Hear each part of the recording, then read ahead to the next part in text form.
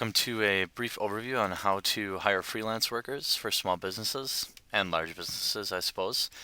There's 5 main tips that we've come across that we're going to put in this video for you. The first one is use a reputable source.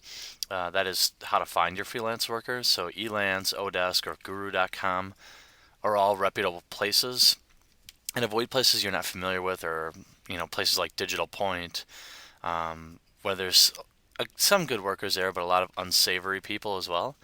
The second tip is you want to check references. So make sure you get someone who you may get somebody who doesn't have a huge portfolio, but you want to at least talk to 1 or 2 people, whether it be via email or telephone, people they've done work for. Take a look at work they've done. The third step, and this is one of the things I see violated very often, don't pay up front.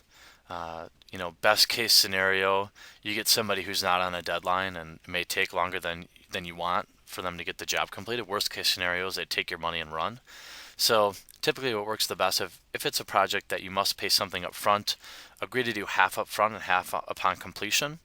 You may also want to do maybe 25%, and then 25% in the middle, and then the rest on completion. However you want to work it out, but don't give them the majority of the money until the work is completed to your satisfaction. You also want to use a traceable type of payment, so things like PayPal. If somebody wants you to wire them cash or use some other type of payment you're uncomfortable with, money order, things like that, that's generally something you want to stay away from, at least until you establish a good relationship with them. I have freelance workers that I pay via wire, and that's fine. It's because they don't take PayPal in the country where they live, but that's only something that we've gained over time through trust, things like that. You also, as somebody who's hiring a freelancer, make sure you give them a nice testimonial if they've earned it, and don't be afraid to correct them, complain, ask them to fix things, because once they're gone, oftentimes it's difficult to get them to do the work. Another little side tip is you'll want to build in time. If it's like a website they're designing or a program, you want to build in like 3 to 5 hours of additional time into the contract once the job's completed, for changes and tweaks and things like that, to make sure that everything's exactly how you want it. Freelance workers are an excellent source of specialized help.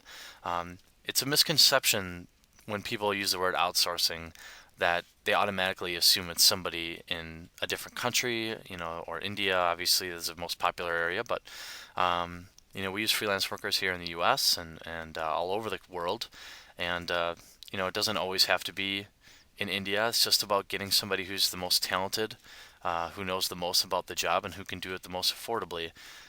In a small business, you probably can't afford to hire a $45,000, $50,000 a year employee for every little marketing task that you need. One for SEO, one for pay-per-click, one for web design, one for email marketing, one for custom programming. Obviously, the overhead would be insane. So outsourcing allows you to compete with the national type companies and those with a much bigger budget. Just heed these 5 tips in mind before you hire one. Thanks.